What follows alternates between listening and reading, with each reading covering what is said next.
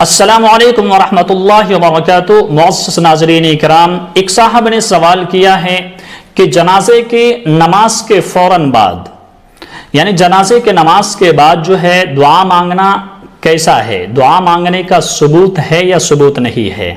تو اس سوال کا جواب یہ ہے کہ جنازے کی نماز جو ہوتی ہے یہ خود دعا ہوتی ہے۔ جب ہم جنازے کی نماز میں اس دعا کو پڑھتے ہیں، اللہم اغفر لحینا ومیتنا وشاہدنا وغائبنا وصغیرنا وکبیرنا وذکرنا وانثانا، اللہم من احییتہ منا فاحیہ علی الاسلام ومن توفیتہ منا فتوفہ علی الایمان۔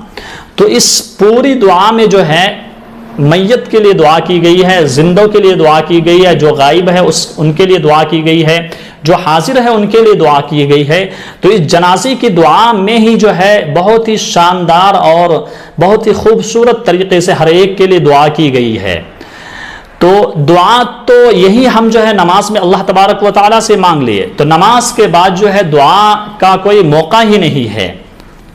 ایک تو یہ بات، دوسری بات یہ ہے کہ اللہ کے رسول صلی اللہ علیہ وسلم سے اور اسی طرح صحابہ کرام سے جنازے کے نماز کے فوراً بعد جو ہے دعا کا کہیں بھی ثبوت موجود نہیں ہے۔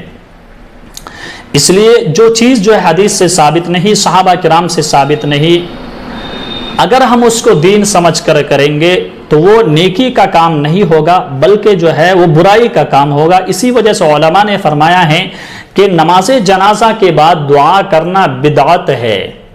اس وجہ سے ہم سب کو اس کا خیال رکھنا چاہیے کہ کہاں پر جو ہے کون سا شریعت کا حکم ہے اسی کے مطابق عمل کرنا چاہیے۔